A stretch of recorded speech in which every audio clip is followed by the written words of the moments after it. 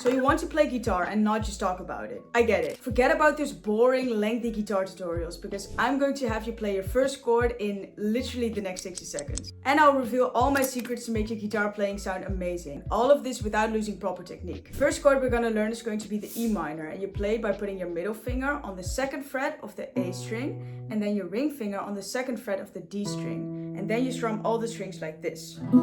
Now for your second chord on the guitar, we're literally going to shift these two fingers one string downwards, and then we're going to add our index finger on the first fret of the B string. Then we're going to strum the strings from the A string downwards. This chord is called the A minor. Finally, we're going to learn the C major. So you're going to take this A minor grip and literally just shift only your ring finger to the third fret of the A string, and then again you're going to strum from the A string downwards like this. For the next step, what I want you to do is to literally try to make the shapes with your fretting hand. So E minor, A minor, C major. Now I want you to be honest with me. Does it feel like your fingers are actually having a mind of its own? Or does it actually feel harder than it looks to switch between these grips? If so, do not worry, because we're going to fix this right away. There are actually two reasons why your guitar chords might not sound as good as you hoped. The first reason why your playing might sound bad is because your guitar is simply not in tune. Let me emphasize, you must be in tune. Your guitar is designed to have 6 strings vibrate at mathematically pleasing frequencies. So if one or multiple strings are sounding off, it creates a very dissonant sound. In other words, ugly. Basically, it's like a choir, where if one person sings the wrong note, it ruins the whole performance. If I played the E minor with one string detuned, it would sound like this. You can already hear that something is not really right. And if I tune all the strings, it would sound like this. You can hear the difference, right? So the first step before playing any chords is to tune your strings from top to bottom to E, A, D,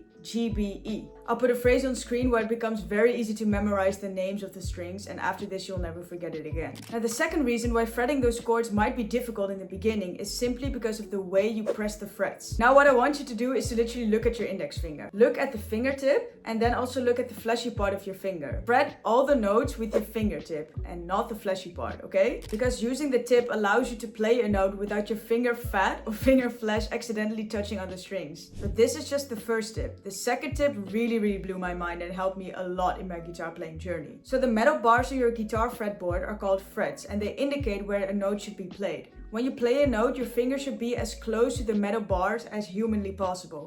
But don't press on top of the fret, because then you will accidentally mute it. You hear that? This is a correct note, and this is a muted one. And the closer you press to this fret, the less pressure you have to add to your fingers. As you can see, playing chords on the guitar as a total beginner is not about pressing as hard as humanly possible. No, it's about working smart and with precision. Alright, so now you can play a clean sounding chord that is totally in tune. But what about switching between them? If you're like most beginners, you'll probably think that the answer is just practice moving faster. This, my friends, is a myth. And this is the reason why so many beginner guitar players get stuck. But no worries at all, because I'll give you my most effective practical exercise that will get you playing songs fast. It's not going to be anything boring, it's literally something you can apply straight away. And this exercise is called the chord switch drill, and it's actually the total opposite of what you think you should be doing. Because the key to this exercise is to switch as slowly as you possibly can. And here's why it works. By isolating chord changes and practicing them slowly, you're literally creating a clear pathway in your brain. Step 1 is to isolate one chord change. So we're going to isolate the E minor and the A minor chord change. You're going to start on E minor,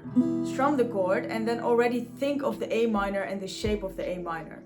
Then your fingers are going to go up in the air, and then when they land, it should land directly on A minor like this. You can take all the time you need, but as soon as it lands, you should have all fingers on there ASAP. By doing this, you're training your fingers for something that I call the economy of motion. A direct, flawless path with no wasted movements. And this might feel painfully slow at first, but trust me, this is the fastest way to build that accurate muscle memory you need to play songs smoothly. Once E minor and A minor is comfortable, you can then add the C major. So E minor, A minor, C major, and then go back to A minor. And first do it without playing, and then you can add a strum. So now with the strum, you're going to do E minor, think of A minor, fingers in the air, land the A minor, play it like that, fingers in the air, think of C major, and then play it, and then go back to A minor. So it should be up in the air you reposition.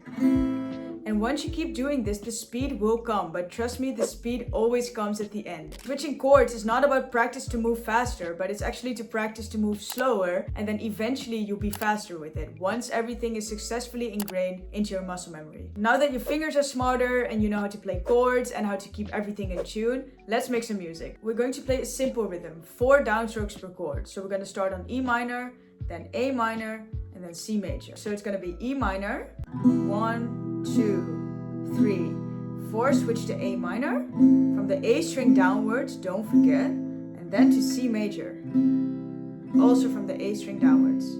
And then you can repeat it like this, as many times as you like. If you want to strum with your fingers, start with your index finger like this, then place your thumb on it and don't let your index finger peep out like that or your thumb peep out like that. You strum downwards like this, and then in the end you bend off with your wrist a little bit like that. Then you go with the bow up to do the upstroke.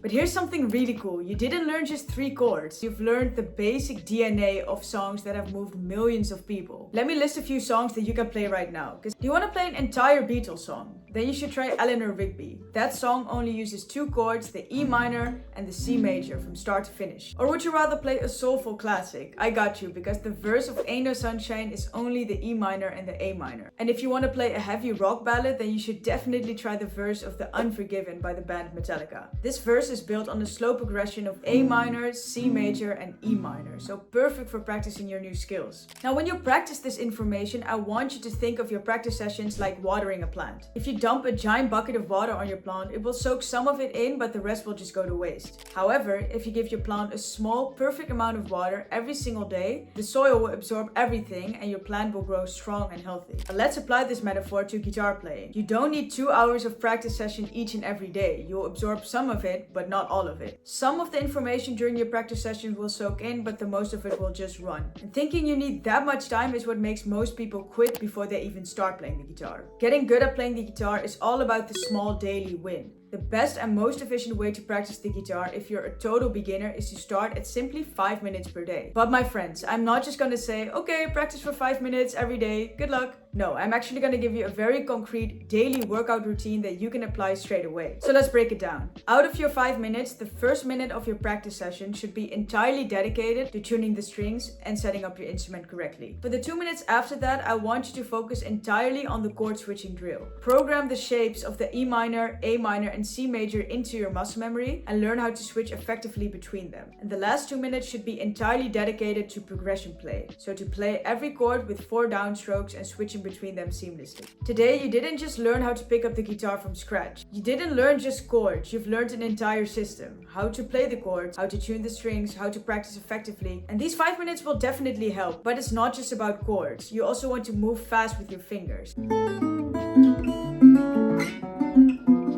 If you want my top tier exercises for that, you have to watch the video on screen. I'll see you there.